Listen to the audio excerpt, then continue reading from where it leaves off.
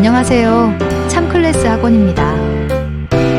이번에 방문여고 2학년 중간고사 대비를 하면서 11월 모의고사 29, 36, 37, 39, 40번 수업 동영상을 만들었습니다. 지문 해석은 그리 어렵지 않지만 개념에 대한 설명과 지문의 맥락적 이해를 돕기 위한 설명이 필요하다고 생각이 드는 지문들입니다. 이 지문들에 대한 이해가 어려웠던 학생들은 보시고 공부하는데 도움이 되기를 바랍니다. 29번 지문 설명 시작하겠습니다. 29번은 선매행위에 대한 글이야. 선매행위가 무엇인지, 그리고 그런 선매행위를 하기 위한 전략으로 쓰이는 것들이 어떤 것들이 있는지에 대한 설명이 지문 안에 들어가 있어.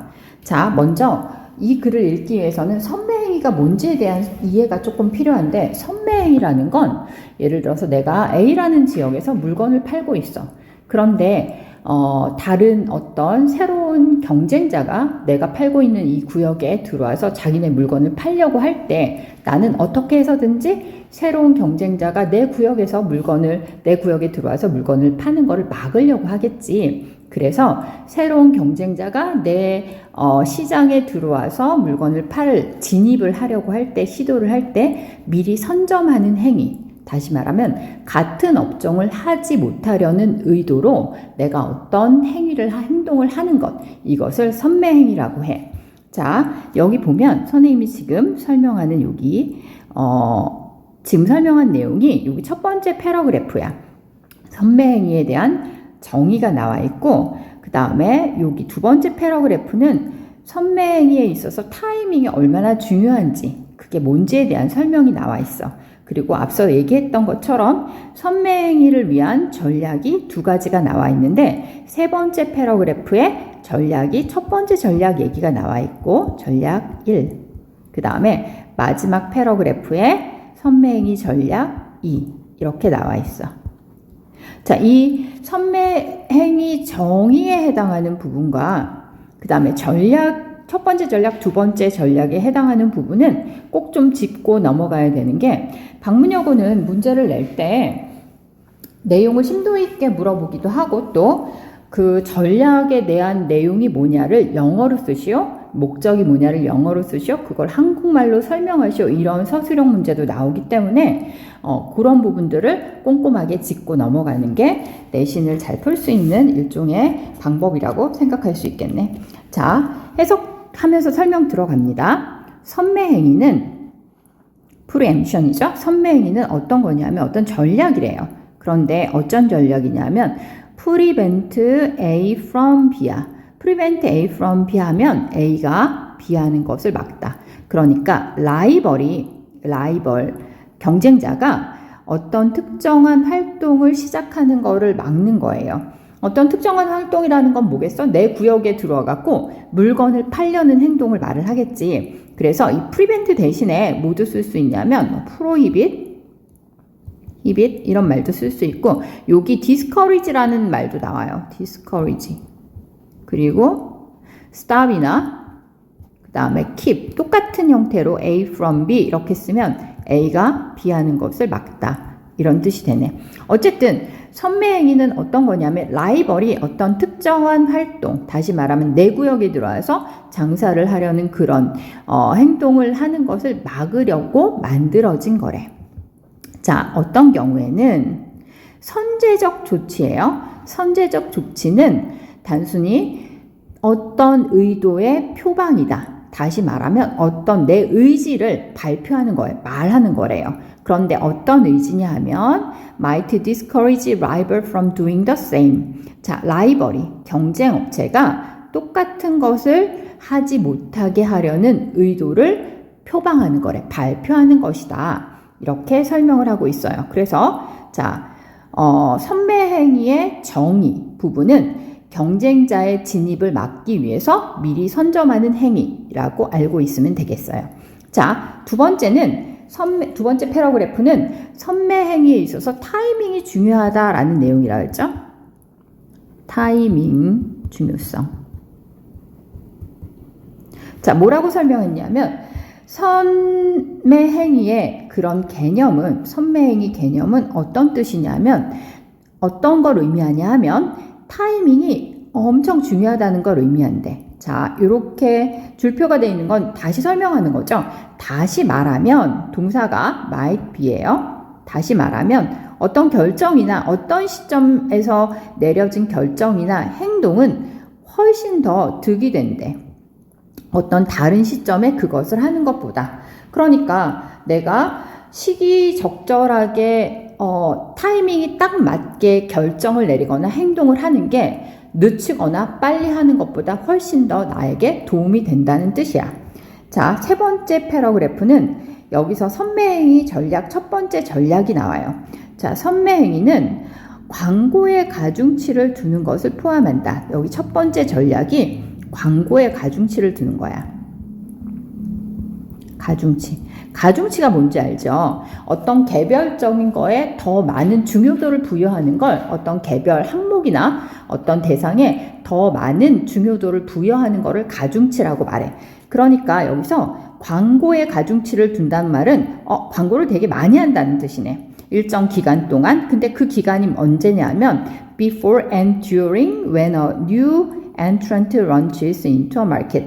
새로운 경쟁자가, 진입자가 내가 가지고 있는 시장 안에서 사업을 시작하기 전, 그 다음에 사업을 시도하는 그 시기 동안 광고에 가중치를 두는 거. 이게 첫 번째 선매행위 전략이야. 여기서 설명하는 거. 자, 그리고 그 목적이 나와요. 의도는, 자, 전략은 요거고, 목적은 make it more difficult for new entrant advertising to make, 이거 뭐야? make 가목적어? 이렇게 나왔죠? 자, 얘가 진주어, 가주어, 진주어, 가목적어죠? 진목적어, 진목적어죠. 자, 다시요. 의미상의 주어. 그리고 이거는 진목적어. 이렇게 되겠죠. 자, 그래서 그것을 더 어렵게 만든다. 그게 뭐냐면 여기에 해당하는 요 부분이잖아. 요 부분에 해당하는 걸 더 어렵게 만들어요. 그러니까 새로운 진입자의 광고가 잠재적인 바이어한테 인상을 남기는 것을 더 어렵게 만들어. 무슨 말이냐면, 자, 내가 내 제품의 광고를 이미 내 구역의 시장 안에서 내 제품의 광고를 마구마구 해대. 그러면 새로 진입하는 경쟁자의 새로 진입하는 광고는 사실 그렇게 눈에 띄지 않겠지. 그래서 광고의 가중치를 둬서, 자, 목적은 뭐야? 새로 진입하는 그런 경쟁자의 광고가 눈에 띄지 않게 만드는 게 목적인 거지. 자, 마지막 패러그래프 볼게요. 여기서는 선매행위 두 번째 전략이 나와. 여기서 선매행위 두 번째 전략은 제품 확산이에요. 제품 확산이라는 건 뭐냐 하면 여기 설명이 나오죠. 자, to launch a large variety of product variant. 제품 변형의 다양한 변형군을 만들어내는 거야. 자, 이게 무슨 말이냐면, 자, 내가 냉장고를 팔아요. 우리 A라는 구역에서. 그런데 나는 이 A라는 구역에서 냉장고를 파는 사이즈가 하나야. 사이즈가 하나인데 내가 사이즈를 여러 개의 사이즈를 만들어내. 그러면 여러 사이즈를 필요로 하는 소비자들을 만족시킬 수 있을 거 아니야. 그냥 냉장고를 파는 게 아니라 냉장고 사이즈 1 냉장고, 사이즈 2 냉장고, 사이즈 3 냉장고 이렇게 만들면 사실은 새로운 진입자가 내 시장에 들어올 때 냉장고의 사이즈를 다양한 사이즈를 갖고 들어와야지 라는 생각을 할 수 없겠지. 이미 사이즈가 다양한 냉장고가 기존 시장에 존재하기 때문에. 그래서 다양한 제품 변형을 만들어 시작해내는 거예요. 제 목적이 뭐예요? So that there is very little in the way of market demand that is not accommodated. 수용되지 않는 시장 수요야. 수용되지 않는 시장 수요라는 건 뭐냐면, 시장 수요라는 건 소비자들이 원하는 거잖아. 나는 A라는 제품을 원해요. 이렇게. 그런데 수용되지 않은 시장 수요예요. 그러니까 시장이 원하는, 소비자들이 원하는 모든 것들을 다 가지고 있는 거죠. 그죠? 수용되지 않는다는 건 안 가지고 있는 거고, 수용됐다는 건 가지고 있는 거야. 그래서 수용되지 않는 시장 수요의 방식이 거의 없도록 하기 위해서 제품의 변형된 형태를 다양하게 만들어내는 거야. 그러면 자, 냉장고를 팔아도 사이즈가 다양한 냉장고를 파니까 다른 새로운 진입자가 내 시장에 와서 다양한 냉장고 사이즈를 무기로 해서 팔 수는 없을 거 아니야. 자, 그래서 설명을 해요. 만약 시장이 이미 다양한 제품 변형된 형태로 가득 차 있다면, 자, 여긴 진주어 가주어예요. 의미상의 주어죠. 경쟁자가, 이건 새로운 진입자를 말하겠죠. 경쟁자가 자, 점유되지 않는 시장 수요 주머니를 찾는 것은 어렵다. 이게 무슨 말일까요? 점유되지 않는 시장 수요의 주머니. 왜 방문여고 이런 거 되게 많이 나오잖아. 이게 무슨 말이야? 이런 식으로. 그러니까 시장에 소비자들이 다양한 욕구를 가지고 사실은 물건을 사는데, 자, 물건의 종류가 다양하면 모든 소비자들의 그 수요를, 욕구를 다 만족시킬 거 아니야. 그래서 만족되지 않는 그런 소비자들이 없다라는 거죠. 만족되지 않는 소비자들이 없다는 것.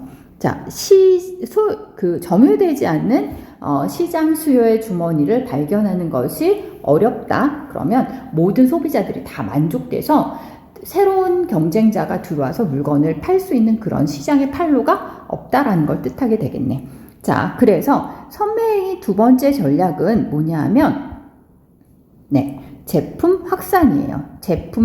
변형된 제품군을 많이 만들어내는 거야. 자, 그래서 목적은 뭐겠어요? 두 번째 전략의 목적은, 그래서 모든 소비자들이 원하는 그런 욕구를 다 만족시켜서 새로운 경쟁자가 들어와서 팔 수 있는 물건이 없도록 하기 위한 거지. 됐죠? 자, 여기서는 선생님이 지금 설명한 것처럼 선매행위의 정의 부분과 전략 두 가지, 그 다음에 전략의 내용, 그 다음에 전략의 목적, 이렇게 알고 있어야 됩니다. 내용을 조금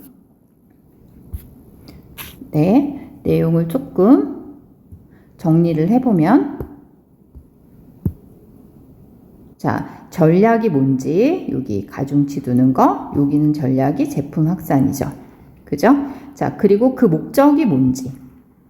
새로운 경쟁자가 잠재적인 소비자한테 인상을 주는 거를 막는 게 광고에 가중치를 두는 그 선매행위 전략의 목적이 되는 거고, 그 다음에 제품 확산은 시장을 변형된 형태를 꽉꽉 채워서 소비자들의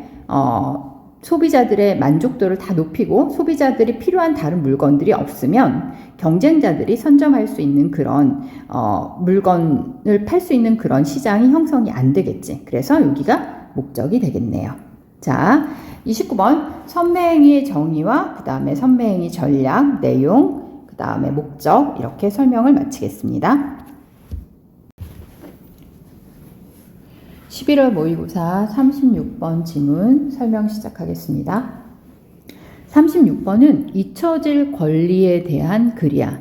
잊혀질 권리가 무엇이고, 그 다음에 잊혀질 권리가 왜 필요한지에 대한 설명을 해놓은 글인데, 선생님이 패러그래프를 조금 나눠보면, 여기 첫 번째 패러그래프는 사생활 권리에 대한 얘기가 나와. 그 다음에 두 번째 패러그래프는 잊혀질 권리가 무엇인지에 대한 설명이 나와. 그러니까 잊혀질 권리의 정의쯤 된다고 생각을 하면 돼. 그리고 세 번째 패러그래프에 잊혀질 권리가 필요한 이유가 나와. 자, 우리가 사생활 권리가 왜 필요한지는 알잖아. 그런데 잊혀질 권리가 무엇이고 그 권리가 왜 필요한지에 대한 설명이 여기 나온다고 보면 돼요. 자, 그 다음에 그거에 대해서 상세적으로 예를 들고, 마지막 패러그래프는, 자, 잊혀질 권리는 사실 되게 중요해. 그렇지만 어떤 더 중요한 안보나 아니면 그 공공보건이나 이런 문제가 있을 때는 잊혀질 권리는 제한될 수 있다라는 말로 마무리가 되는 글이야. 자, 첫 번째 패러그래프부터 해석을 하면서 설명을 할게요. 잊혀질 권리는, 자, 얘는 권리다 이렇게 설명을 했어. 그 다음에 right to privacy가 여기도 하나 들어가고 그 다음에 여기도 들어가는 거라고 생각하면 돼. 그러니까 프라이버시에 대한 권리와는 분명한데, 다른데, 구별이 되는데 또 프라이버시의 권리와 관계가 있기도 하다. 이렇게 설명을 했어. 왜냐하면 개인적인 거라서 그렇게 얘기를 한 것 같아. 자, 프라이버시 권리는 어떤 권리래요? 어떤 권리냐면 보호되거나 개인적이라고 여겨지는 권리. 그런데 어떤 개인적이라고 여겨지는 권리냐면 비리빌드잖아. 폭로되지 말아야 된다고. 그 개인적으로는 드러나지지 말아야 된다고 여겨지는 정보에 대한 권리래요. 그래서 여기서 사생활 권리는 보호되거나 공개되지 말아야 할 개인적 정보에 대한 권리를 설명하고 있어. 무슨 말인지 이해되죠? 보호되거나 공개되지 말아야 할 개인적 정보에 대한 권리, 사생활 권리 이렇게 나오죠. 자, 두 번째 패러그래프는 뭐에 대한 얘기를 하냐면 이제 여기서부터 잊혀질 권리에 대한 얘기를 해요. 사생활 권리를 얘기하고 그에 반해서 라고 설명이 들어가려고 앞에 사생활 권리에 대한 얘기를 한 것 같아. 자, 잊혀질 권리는 어떤 정보에 적용이 된대요. 그런데 어떤 정보에 적용이 되냐면 퍼블릭 도메인에 있는 정보에 적용이 된대. 무슨 말이냐면 아까 사생활 권리는 개인적인 거예요. 그런데 이 잊혀질 권리는 공공의 영역에 포함이 된대. 왜 이렇게 얘기를 하냐 하면 잊혀질 권리는 어떤 거냐면 전과나 과거에 안 좋은 그런 전력이 있는 과거에 나쁜 우리가 지금 도덕적으로든 아니면 윤리적으로든 맞지 않는다고 생각하는 특정 행위의 결과가 인터넷에 막 떠돌아다닐 거 아니야. 그런 정보를 삭제를 요청할 수 있는 권리를 잊혀질 권리라고 해. 그러니까 사생활 권리는 지극히 개인적이지만 잊혀질 권리는 사실은 공공의 영역에 해당하는 부분이지. 왜냐하면 살인을 했을 수도 있고 그 다음에 또 뭐 누구 거를 훔쳤을 수도 있고 그렇잖아. 그래서 자, 퍼블릭 도메인이라고 설명을 한 거야. 어쨌든 잊혀질 권리는 뭘 포함을 하냐면 개인의 권리를 포함한대요. 자, 이 부분을 알고 있어야 돼요. 잊혀질 권리는 영원히 정의되지 말아야 돼.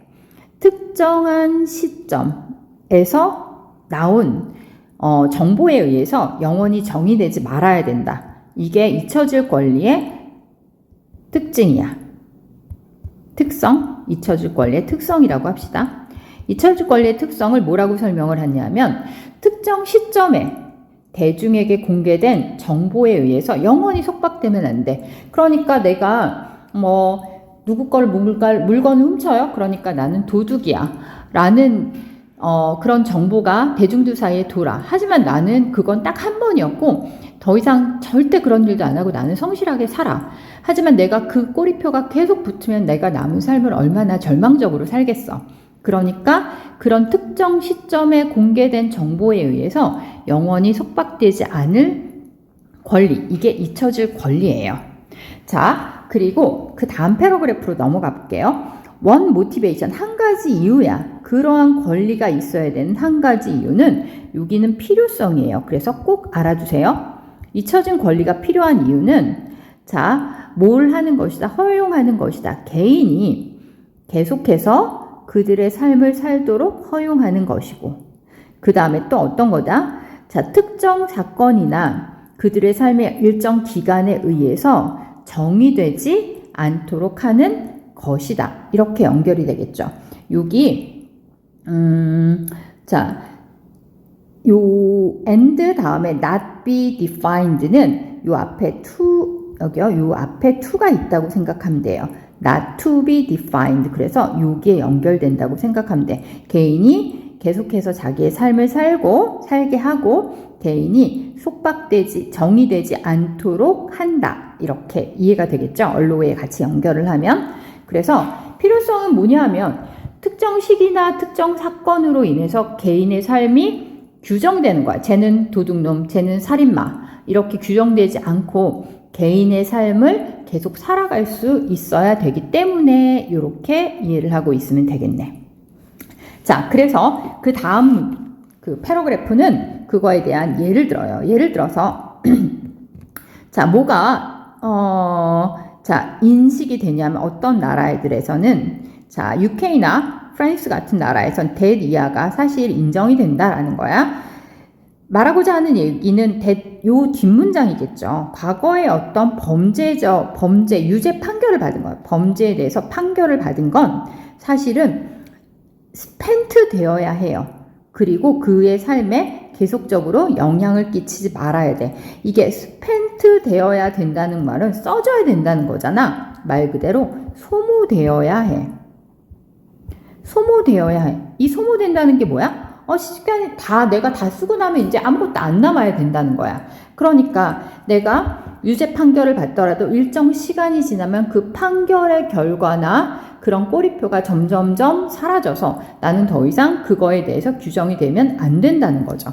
그래서 소모되어야 된다는 말은 점점 그것에 대한 낙인이 희미해져서 더 이상 그 낙인이 남아있으면 안 된다는 뜻이겠네.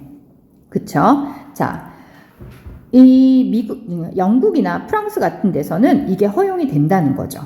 자, 그리고 이제 다음 패러그래프 볼게요.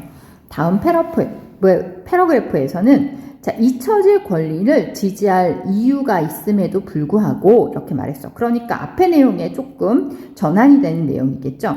잊혀질 권리는 이쪽이 동사예요. 때때로 다른 어떤 권리들과 갈등이 생기기도 한다. 사실은 여기 원문에 이제 원문에 보면 중간에 삽입돼서 들어가는 내용이 있어요. 무슨 내용이냐면 여기 지금 내용이 잊혀질 권리가 사실 이렇게 지지받아야 되기는 하지만 잊혀질 권리는 다른 권리들과 갈등이 생겨요.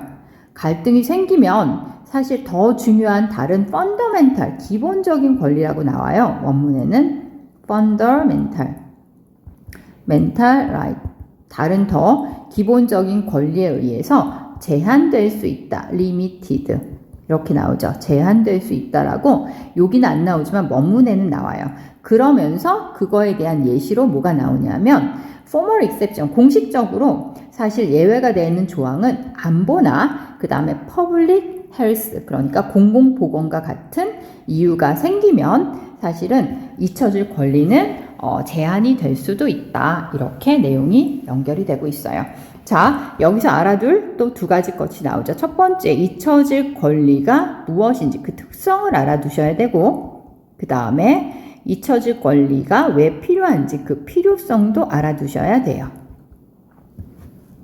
됐죠? 네, 그래서 잊혀질 권리의 특성을 얘기하고 있는 요 패러그래프와 그 다음에 잊혀질 권리의 필요성을 얘기하는 요 패러그래프를 중점적으로 공부해 두시면 될 것 같습니다.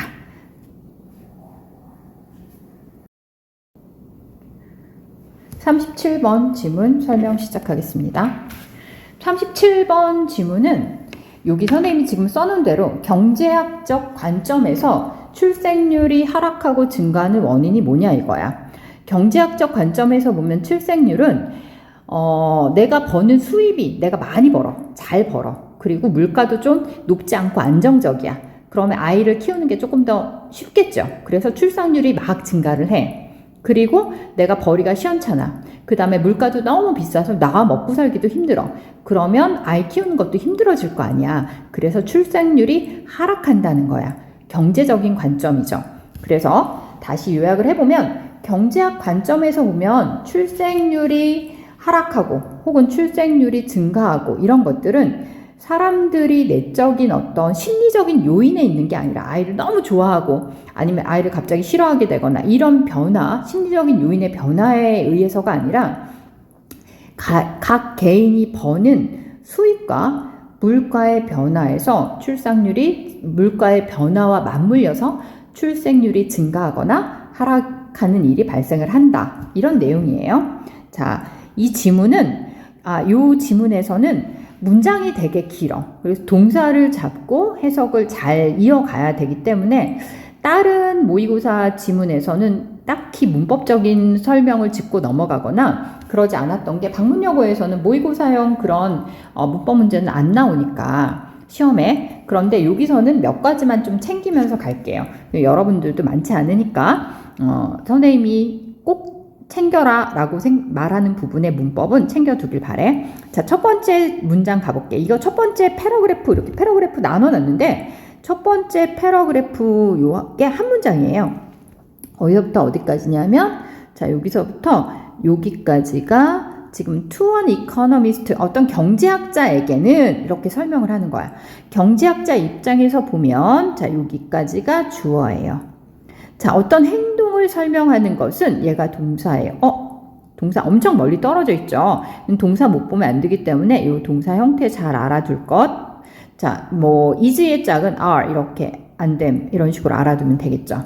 자, 경제학자 입장에서는 자, 어떤 행동을 설명하는 게 되게 어렵대요. 자, 이게 무슨 말이냐면 자, 어떤 행동을 설명하냐면 요 뒤에 주어부터 먼저 볼게요. 변화의 측면에서 행동을 설명하는데 좋아하고 나쁜 거, 싫어하는 거죠.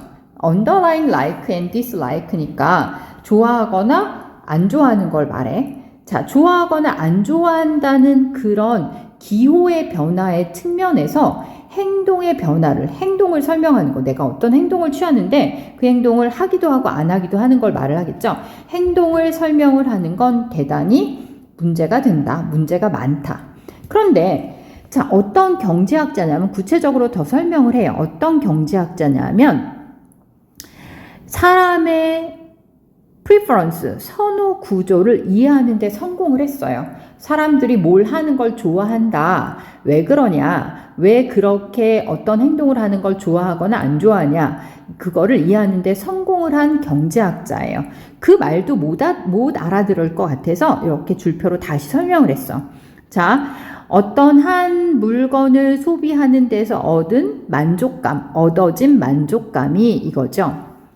어떤 다른 한 물건을 소비하는 데서 얻어진 요 만족감이겠죠. 요거 만족감보다 더 큰지 아닌지를 이해하는 거야. 이게 선호의 preference structure예요. 사람들이 어떤 행동을 하는 걸 좋아한다 라는 그 구조를 이해하는 데 성공을 한 거야. 사람들이 뭘 좋아하기 때문에 어떤 행동을 한다 라는 걸 이해하는 데 성공한 이코노미스트, 경제학자예요. 경제학자 입장에서 보면 자, 기호의 변화의 측면에서 행동을 설명하는 거는 조금 문제가 됐다. 다시 말하면 기호의 변화에서 사람들의 행동 변화를 설명할 수 없다. 누구 입장에서는? 경제학자 입장에서는. 왜 그런 말을 하냐 하면 뒤에 나오겠지만 경제학자는 기호의 변화가 아니라 기본적으로 수익과 물가의, 아까 선생님이 맨 처음에 말했죠. 물건의 가격이요. 물건의 가격 때문에 사람들의 행동이 바뀐다. 선택이 바뀐다고 생각하기 때문에 기호에 관해서는 기호의 변화는 그다지 크지 않다라는 전제가 있는 거야. 그렇기 때문에 이렇게 설명을 했어요. 이게 문제가 된다. 자, 그래서 예를 들어서 설명을 했어. 자, 예를 들어서 자, 이 앞에서는 다시 설명을 하자면 앞에서는 사람의 선호는 뭐에 따라서 내가 벌어들이는 수입이요. 돈을 얼마나 많이 버냐, 수입. 그 다음에 기본 내가 물건을 사잖아? 그렇게 내가 구매하는 물건의 가격. 이런 거에 의해서 사람의 선호가 결정이 된다. 이건 지극히 경제학적 입장이에요. 그래서 예를 들었어. 자, to argue that, 이것도 문장이 되게 길어. 자, 이것도 되게 문장이 긴데, 동사부터 잡을까요? 동사가 여기야. 자, 그래서 아까 선생님이 여기에 is 동사 꼭 알아두세요 라고 말했죠. 별표 치면서 여기서도 place 동사 꼭 알아두세요 라고 말을 해야 돼. 자, 어떻게 주장을 하는 거야? 여기까지가 주어예요. 베이비 붐하고 베이비 버스트예요. 그러니까 출생률이 막 증가를 했다가 베이비 버스트. 출생률이 갑자기 급격히 하락을 하는 거야. 그런데 result from은 동사는 아니고요. 얘가 과거분사예요. 자, result from도 좀 알아야 되는 게 보통 result in 그러면 어떠한 결과를 내는 거고 result from 그러면 뭐뭐로부터 결과가 만들어지는 거죠. 그러니까 뭐에서 결과가 만들어지냐면 증가와 하락에서 만들어져요. 자, 사람들의 대중의 내재적인 아이에 대한 취향이야. 그러니까 아이를 좋아하는 거죠.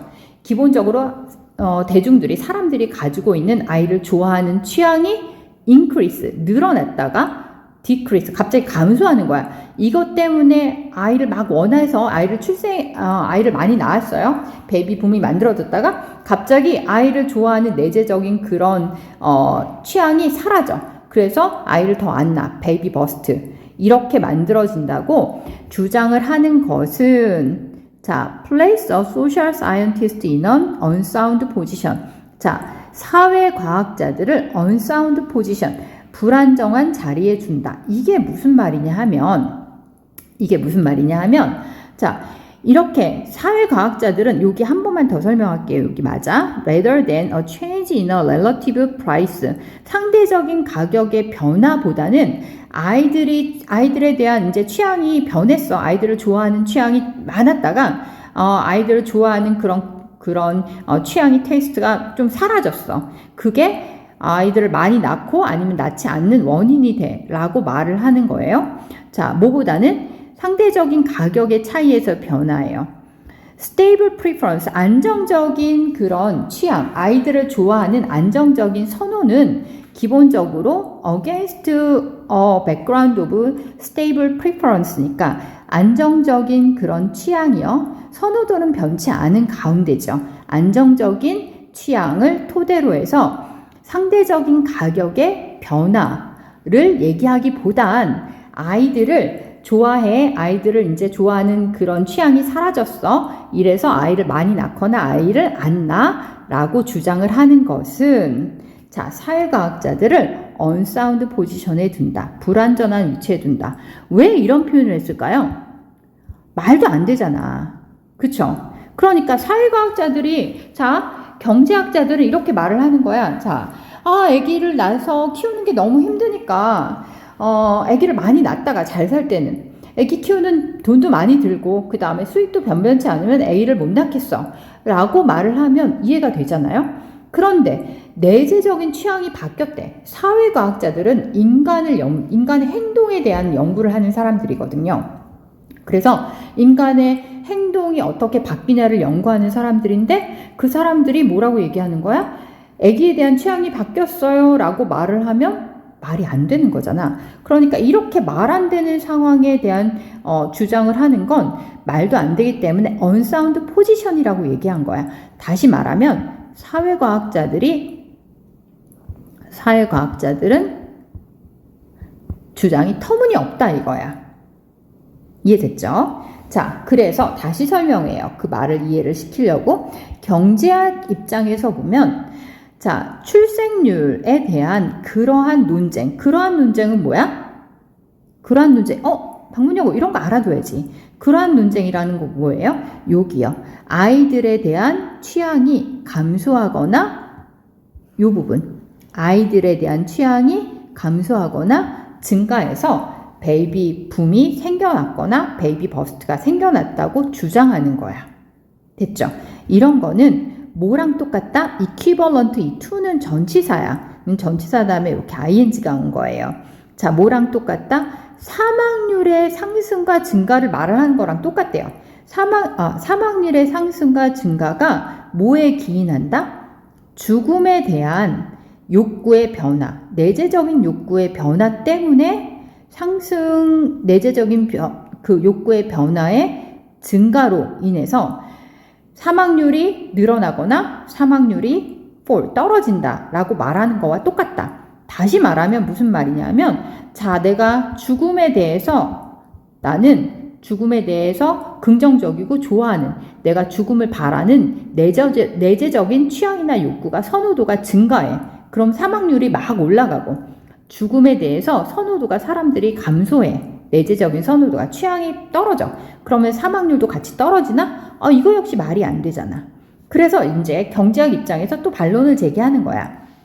자, 그렇게 주장하는 거. 선호도의 그런 변화 입장, 사람의 선호의 변화 입장에서 출생률이 올라가고 떨어지는 걸 설명을 하는 건 자, 사망률이 올라가고 떨어지는 게 사망률에 대한 선호도가 올라가고 떨어져서 사망률도 올라가고 떨어지는 거랑 떨어진다고 설명하는 거랑 뭐가 다르겠느냐라고 얘기하는 거야. 역시 말도 안 된다라고 얘기를 하는 거지. 사회과학자들의 주장은 말도 안 된다. 자, 그리고 또 한 번 다시 설명해요. 그래서 자, 이코노미스트, 경제학자들에게 수입과 가격에 있어서의 변화예요. 뭐보다는 취향의 변화. 이 취향의 변화는 계속 누구 거야? 사회과학자 쪽이죠. 사회학자들. 자, 그 다음에 수익과 가격의 변화는 누구 입장이에요? 경제학자 입장이야. 그래서 취향의 변화보다는 수익과 물가, 가격, 비용의 변화가 출생률에 더 많이 영향을 준다. 이 사람들이 말하고자 하는 주제가 여기에 있네요. 그죠? 자, 그래서 벌어들이는 돈을 많이 벌어요. 예를 들어서 돈을 많이 벌면 사람들은 아기를 더 많이 낳아요. 그죠? 비록 내재적인 욕구, 아이들에 대한 내재적인 욕구, 아이를 좋아하거나 좋아하는 거 말을 하는 거죠. 원하는 거. 이런 게 같을지라도 아이는 더 많이 낳는다. 이 얘기야. 이해됐죠? 자, 그래서 지금 여기 설명하는 거는 경제학적 관점에서 출생률의 하락과 증가의 원인, 경제학적 관점, 자, 벌어들이는 수입, 그 다음에 물가의 상승, 하락, 이런 변화와 출생률의 증가, 하락이 연결이 되어 있다. 이렇게 지금 설명하는 지문이에요. 자, 잠깐만.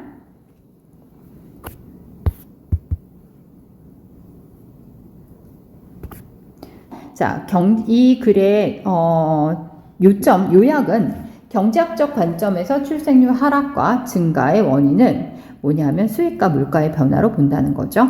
그래서 자, 요 문장 알아두세요. 선호, 좋아하고 싫어하고 이런 거의 선호도의 변화의 측면에서 행동의 변화를 설명하는 것은 문제가 된다. 왜? 이유를 좀 알아둘까요? 왜 문제가 되겠어요? 자, 사람의 선호는 수익과 가격에 의해서 결정된다고 경제학자들이 보기 때문에 그러겠지. 그죠? 자, 그 다음에 여기 동사 형태 선생님이 알아두라고 했어요. is, are 이렇게 쓰면 안 되고. 자, 두 번째 패러그래프에서 요 동사 형태 꼭 알아두라지. 얘가 동사입니다. 자, placing 뭐 이런 식으로 ing 붙이면 당연히 안 되겠죠. 자, 여기는 경제학자의 입장과 그 다음에 사회학자의 입장이에요. 그래서 왜 이렇게 설명을 했는지에 대한 이유를 알고 있으면 되겠네. 그죠? 자, 이 사회학자의 입지를 불안정하게 만든다는 게 무슨 말이냐 이거야. 무슨 말이에요? 아, 사람들이 듣기에도 이 말은 터무니가 없다 이거야. 그죠? 자, 그 다음에 세 번째 패러그래프에서 뭐가 나오냐면 네 번째 패러그래프로 볼게. 네 번째 패러그래프에서 자, 주제가 나와요. 아까 선생님이 요거 주제라고 말했죠. 수익과 가격에 있어서의 변화. 취향에 의해서, 내재적인 취향에 있어서의 변화가 아니라 돈을 버는 돈과 그 다음에 비용에 있어서의 변화가 출생률에 영향을 끼친다. 여기 주제문. 이렇게 알고 있으면 되겠습니다. 모의고사 39번 지문 설명 시작하겠습니다. 자, 이 지문은 사실 내용이 그렇게 어려운 건 아니야. 여기 선생님이 써놓은 대로 달의 중력이 지구 환경에 미치는 영향을 말해요. 그 영향 중에서도 간조와 만조에 대한 설명을 써놓은 글인데 사실 우리는 이런 부분들은 다 알고 있어. 그러니까 달이 중력이 있고 그 다음에 달은 지구를 잡아당기는 힘이 있어. 그렇기 때문에 지구는 어느 정도 일정한 기울기로 기울어져 있고 그 다음에 지구가 자전하는 속도도 달 때문에 그렇게 빨리 돌지 않아서 지금의 적절한 속도를 유지하고 있으며 그렇기 때문에 뭐 지구에 생명체가 이렇게 번성할 수 있어. 뭐 이 정도의 내용은 사실 알고 있단 말이야. 그리고 달 때문에 간조와 만조가 생겨. 이것도 다 알고 있단 말이야. 그런데 여기서 지금 설명하고 있는 이 내용이 머릿속의 이미지로 잘 이해가 돼야지 사실은 글 전체가 이해됐다고 할 수 있는 거잖아. 그래서 선생님이 이미지 그림 하나를 갖고 와서 먼저 설명을 하고 그 다음에 그 이미지 그림을 너네가 기억을 한 상태로 지금 선생님이 설명하는 걸 들으면 그 부분을 내가 이해해야 되는 그 부분을 영어로는 이렇게 표현하고 있구나 라는 걸 이해를 할 수가 있을 거예요. 자, 먼저 그림 한번 봅시다. 자, 지금 요 부분에 대한 설명이야. 요거에 대한 설명인데, 달하고 지구가 있어요. 달하고 지구 얘기만 한번 해봅시다. 달은, 자, 중력이 있어. 그죠? 그래서 잡아당기는 힘이 있어. 잡아당기는 힘이 있어서, 달하고 이렇게 일직선상에 있는 지구의 표면은 달 쪽으로 이렇게 끌려가죠. 여기요. 그 다음에 여기가 A라는 지점이라고 하고 여기가 B라는 지점이라고 합시다. 그러면 달과 일직선상에 있을 때는 이렇게 끌려가기 때문에 여기 부풀어 올라요. 여기가 부풀어 오르죠. 왜 그러냐 하면 사실 달도 지구도 사실 겉에가 딱딱하게 뭐 암석이나 이런 걸로 돼 있긴 하지만 어쨌든 모양이 완전한 구 모양은 아니고 일정 부분 찌그러져 있죠. 더군다나 다 지구의 표면은 물로 덮여 있어. 그러니까 힘을 작용을 하면 물이 한쪽으로 확 쏠리겠지. 그죠? 달처럼 그렇게 강한 중력을 행사를 하면 달 쪽으로 쏠릴 거 아니야. 그러니까 그쪽으로 물이 많이 쏠리면 그쪽이 만조가 돼요. 여기서는 부풀어 오른다라고 말을 해요. 자, 그래서 달과 일직선상에 있을 때 여기 B 지역과 A 지역은 달의 중력의 영향을 받아서 가장 물이 많이 모이게 돼. 그래서 부풀어 오르겠죠. 그러면 상대적으로 자, 이쪽과 A 지역과 B 지역이 가장 많은 중력의 힘을 받지만 자, 여기요. C 지역과 D 지역은 중력의 힘을 못 받을 거 아니야. 그러니까 여기서는 compressed 됐다고 해요. 물이 빠져나가겠지. 그래서 간조가 돼. 자, 그리고 이제 지구는 하루에 한 번 자전을 해. 자, 이제 돈다고 생각을 해볼까요? 이렇게 돌아요. 자, 달이 여기 있는 상태로 돌아. 그러면, 자, 달과 가장 가깝게 일직선이 되어 있는 B 지역이 이렇게 있을 때, B 지역과 A가 이렇게 나란히 있을 때, 이쪽이 한 번 만조가 되겠지. 자, 그런데 이렇게 돌아요? 그럼 B 지역이 여기로 가고 A 지역이 여기로 가겠죠. 그죠? 지구가 도니까. 그러면 자, A 지역이 여기로 가고 B 지역이 여기 갔을 때도 만조가 되겠죠. 그래서 하루 2번 만조가 돼. 그리고 자, C 지역과 D 지역은 똑같은 방식으로 하루 2번 간조가 되겠지. 자, 요 그림을 잘 이해를 하고 자, 여기에 하나만 더. 자, 달과 지구의 직각면에 있을 때 여기에 간조가 된다라는 표현도 했어요. 읽어봤으니까 알죠? 자, 요 그림과 지금 선생님이 한 설명을 잘 머릿속에 담고 읽기 시작을 합시다. 자, 첫 번째 패러그래프예요. 여기 내용은 뭐냐면 달이 행사하는 힘이죠. 달의 중력이 서로 지구의 다른 부분에 미치는 힘이 서로 여러 지역에 미치는 힘이 서로 달라요. 그래서 이제 간조와 만조 이런 게 생긴다라는 얘기야. 자, 동사가 여기 있어요. create 동사예요. 자, 앞에 차이점, 어떤 차이점이냐면 달이 중력의 힘, 끌어당기는 중력의 힘이 차이점이래요. 그런데 어디에 미치는 차이점이냐면 지구, our planet은 우리 지구를 말하겠죠. 행성이니까 지구의 여러 가지 다른 지역에, 여러 지역에 미치는 달의 중력, 행사하는 달의 중력이 다 다르겠죠. 그 차이점은 뭘 만들어내냐면 stretching force, 끌어당긴, 잡아 늘리는 힘을 만든대요. 잡아 늘리는 힘. 아까 우리 여기 그림에서 봤던 것처럼 이렇게 잡아 늘리는 힘을 만들면 이렇게 타원형이 된단 말이야. 부풀어 오르는 지점이 있겠죠. 자, 그리고 이것은 자, 우리의 플래닛을 make는요, make 다음에 A, B 이렇게 쓰는 경우가 정말 많죠. 그리고 B의 모양도 되게 많아. 여기서는 B가 요만큼이에요. 자, 그 다음에 하나 더 B가 요만큼이야. 그러니까 우리 플래닛이 어떻게 만들어요? 자, 달 쪽으로 line of sight, 달 쪽으로 일직선을 따라서는 쭉 늘어나게 살짝 늘어지게 만든대요. 뭘 따라서? 일직선상을 따라서 달과요. 이해됐어요? 자, 여기 하나. 그 다음에 두 번째 어떻게 만든대요? compressed along a line perpendicular to that. that은 여기요, 선을 말해요. 달과 연결된, 달 쪽으로 이어진 직선을 말하죠. 그 직선과 직각면을 따라서는 compressed, 눌리게 만든대요. 아까 선생님이 설명했던 부분, 지구가 있고 여기 달이 있으면 달과 직선상이요. 여기 설명했던 요 부분이죠. 직선상으로는 어떻게 해요? stretch it out. 이렇게 늘어난대요. 그죠? 그 다음에 여기요. perpendicular, perpendicular 라고 말했죠. that은 여기 일직선을 말해요. 그래서 직각을 이루는 면에 있는 요 지역들은 어떻게 된다? compressed 된다. 이렇게 지금 설명을 하는 거야. 자, 시각적으로 봤으니까 훨씬 더 잘 이해가 되죠? tidal stretching, tidal이라는 거는 물을 말해요. 바닷물.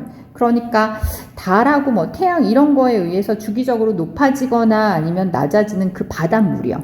바닷물이 스트레칭 이렇게 쭉 늘어나는 거예요. 여기 늘어나잖아요. 그죠? 늘어나는 거. 근데 달의 그래비티에 의해서 늘어나는 것은 우리 전체 행성에 영향을 줘요. 얘가 동사. 전체 행성에 영향을 준다. 그런데 전체 행성은 우리는 물만 생각했는데 물만이 아니라 뭐와? 땅과 물 양쪽에 다 영향을 준대요. 안팎으로. 자, 그치만 이렇게 말했어요. 그치만 자, 암석의 단단함은, 그러니까 단단히 암석이 박혀 있잖아. 그래, 단단하게 박혀 있다는 건 어떤 뜻이냐 하면 땅이 오르락 내리락 한다는 거예요. 조수와 함께 훨씬 더 적은, 물보다 훨씬 더 적은 양으로 조수와 함께 오르락 내리락 한다는 거야. 이게 무슨 말이냐면 암석 같은 건 단단히 박혀 있잖아. 그런데 물은 유동적이에요. 유체적. 그래서 끌어당기는 힘에 의해서 이게 왔다 갔다 하고 이게 변동이 되게 심해요. 그러니까 모이는 양도 되게 많은데 땅 같은 경우는 박혀 있으니까 물보다는 훨씬 덜 움직인다는 거네. 움직임이 눈에 띄지 않지만 그래도 움직이긴 해요. 그러면서 설명하는 게, 그리고 이것이 우리가 오직 오션 타이드만 알아채는 이유이기도 하다. 자, 안 움직이는 건 아닌데 우리가 감지할 정도의 그런 큰 변화가 생기지는 않는다는 거네. 자, 그리고 이렇게 끌어당기는 거예요. 스트레치, 늘어나는 걸 말하죠. 물이 이렇게 쫙 늘어나는 거, 달 쪽으로. 달의 중력에 따라서 늘어나는 건 또 뭘 설명해 주기도 하냐 하면, 왜 일반적으로 두 번의 하이 타이드, 높은 바닷물의 수위를 말하잖아. 그러니까 이거 만조예요. 그런데 두 번 생긴다고 아까 선생님이 설명했죠. 그리고 두 번의 로우 타이드. 자, 두 번 아까 간조도 생긴다고 설명했잖아. 그죠? 그림으로 보고 이해했죠? 매일매일 바다에 두 번의 만조와 두 번의 간조가 있다라는 그 이유를 설명하기도 한다 이거야. 자, 그리고 지구는 stretched, 뻗어나가 고무줄처럼 그렇게 쭉 이렇게 뭐 잡아 당겨질 수 있기 때문에 바다는 뿔쑥 올라오죠. 어느 쪽으로? 자, 아까 설명했던 그 부분 다시요. 자, 여기 보고 설명할까요? 여기 다시요. 자, 달이 이렇게 있으면 이쪽과 A라는 지점과 B라는 지점이 뿔쑥 올라와요. 그죠? 팽창이 된다는 거야. 그래서 자, 이렇게 늘리는 거는 여기요. 비코즈부터 지구가 stretched like a rubber band, 고무줄처럼 이렇게 쭉 늘어날 수 있다는 거는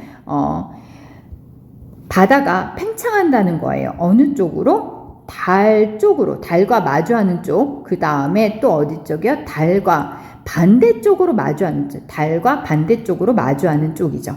달과 반대쪽으로, 달에서 멀어져서 마주하는 쪽이니까 둘 다가 팽창한다는 거야. 아까 여기하고 여기가 팽창을 했죠. 여기가 지구고 그 다음에 여기가 달이었어요. 그러면 이렇게 일직선상에 있을 때 물이 이쪽으로 이렇게 몰리게 되겠죠. 자, 지구는 자전하기 때문에 우리는 이끌려가요. 이러한 타이들, 바다의 그런 바닷물이 팽창하는 거, 두 번 팽창한다 그랬잖아요. 하루에 바닷물의 팽창, 양쪽의 팽창 두 번을 통해서 우리는 끌려갑니다. 자, 지구는 그래서 두 개의 물이 팽창 부분을 우리가 통과하게 됩니다. 그런 뜻이네요. 그래서 우리는 하이 타이드, 만조를 가져요. 두 개 각각의 팽창부에 있을 때, 여기요. 팽창부에 있을 때 만조를 가져요. 그리고 간조를 가져요. 그 사이에 중간 지점에 있을 때, 여기 있을 때 라고 말을 하는 거죠. 자, 이해됐죠? 네.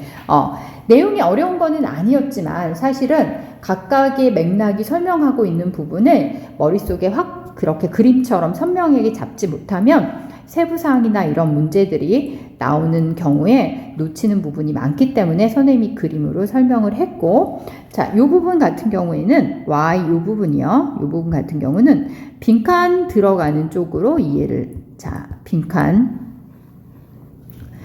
내용 빈칸, 내용을 이해를 하고 있다면 여기 빈칸의 내용을 이해를 집어넣을 수 있어요. 그리고 맨 마지막에 소 여기도 내용 빈칸 쪽으로 내용을 바꾸면서 전체적으로 내용을 얼마나 잘 이해하고 있냐, 그 이해한 내용을 토대로 해서 빈칸 들어갈 내용은 살짝 바뀌죠. 그래서 여기 들어갈 내용이 뭔지 충분히 이해하고 있으면 39번 이 문제로 나왔을 때 내용이라든지 빈칸 문제 푸는데 별 무리 없이 문제 해결할 수 있을 거라고 봅니다.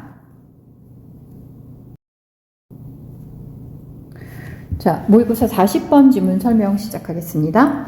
40번 지문은 그렇게 내용이 어려운 것도 아니고 주제를 못 잡을 만한 거는 아니야. 왜냐하면 40번 요약문이기 때문에 요약문에 선생님 지금 여기 40번 위에 써놓은 것과 같은 말이 들어있어요. 그대로 가정에 근거한 선입견이 이성적인 경제 행위보다 중요할 수 있다. 전체적으로 내용을 읽어보면 그런 내용인지는 알겠어요. 자, 나랑 뭐 그 인종 같은 인종 이거나 그 다음에 종교가 같은 사람이랑 같이 일할 수 있으면 내가 돈을 조금 덜 이제 더 못 벌어도 그냥 괜찮다. 사람들은 이렇게 생각을 한다는 거잖아.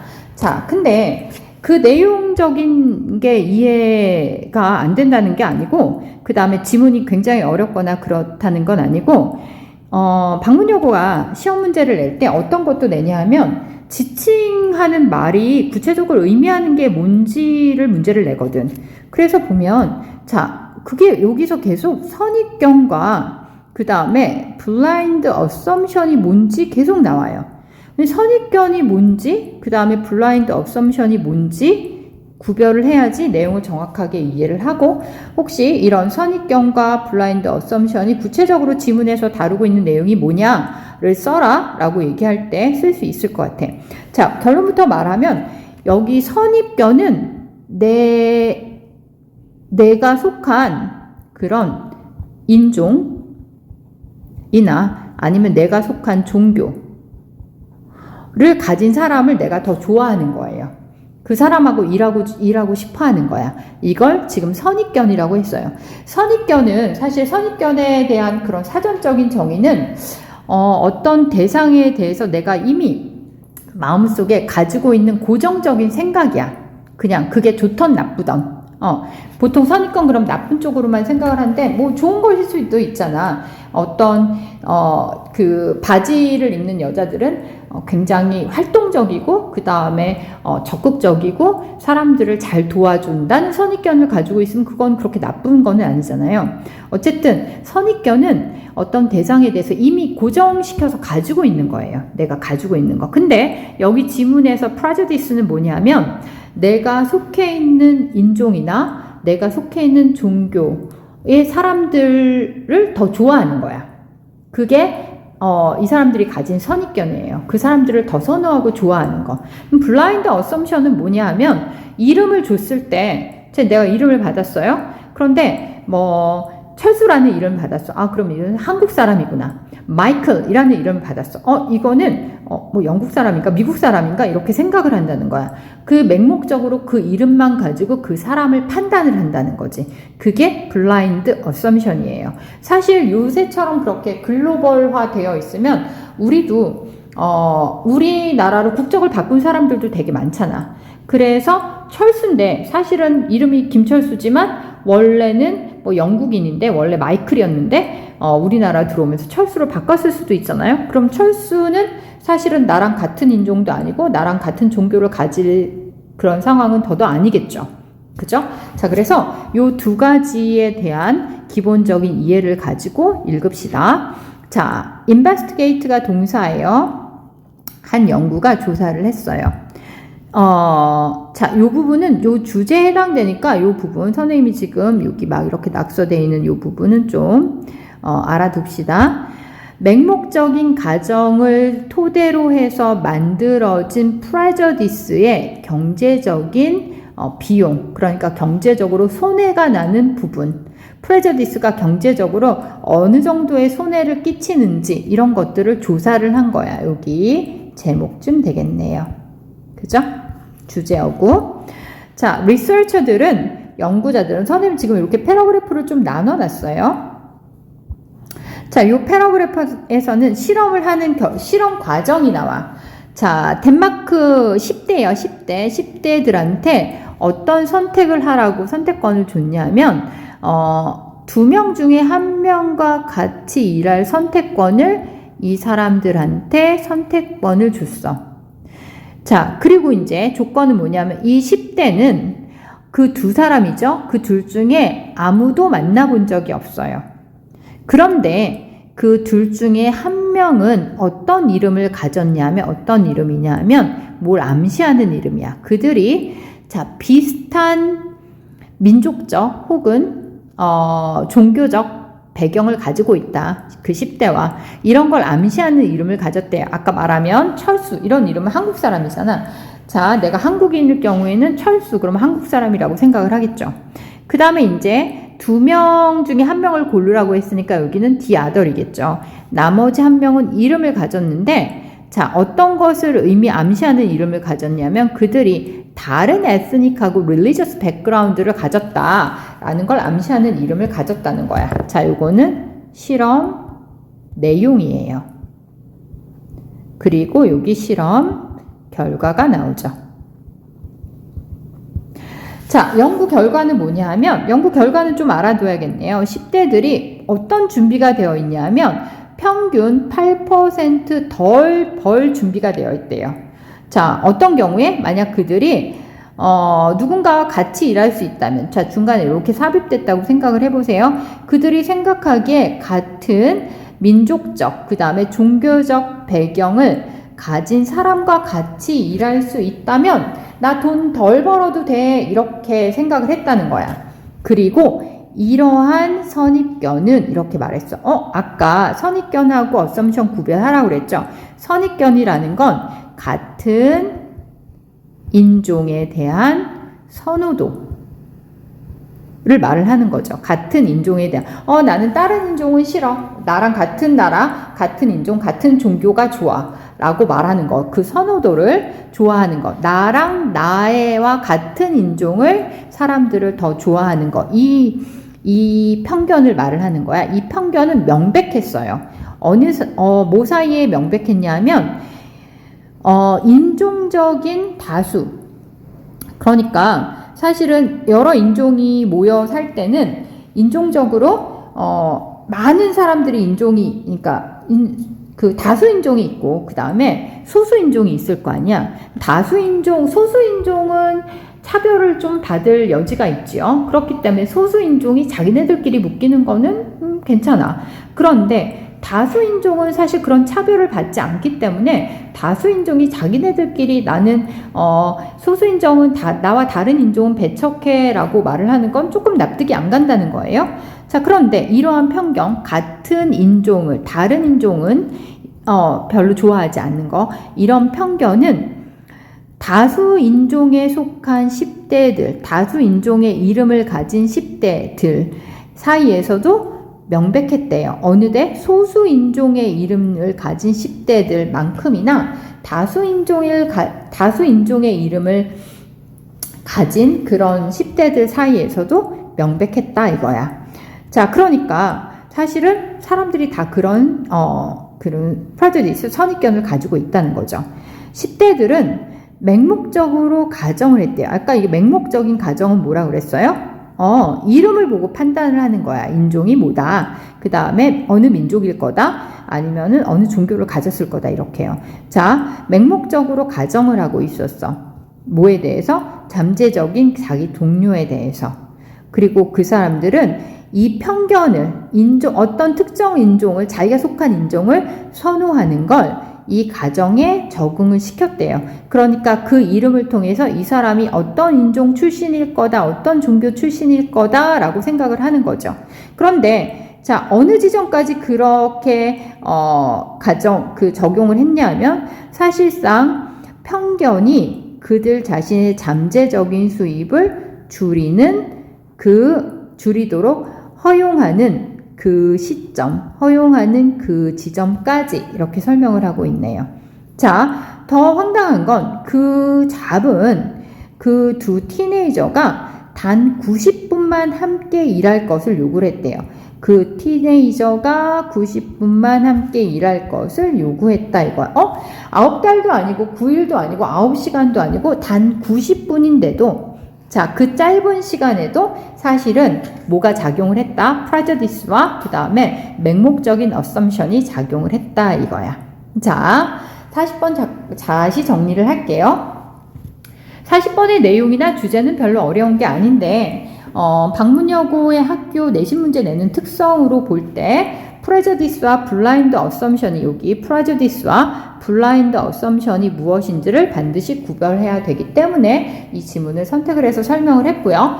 프레저디스는 자, 내가 속한 인종이나 종교의 사람들을 더 선호하는 걸 여기서는 프레저디스로 놓았고 그 다음에 이름을 통해서 그 사람이 어느 인종일 거다, 어느 종교일 거다 라고 다른 거 안 보고 그 이름만을 통해서 가정하는 걸 블라인드 어썸션이라고 했다라는 거를 알아두시고 전체적으로 내용을 읽으면 훨씬 더 잘 이해가 되리라고 봅니다. 수고하셨습니다.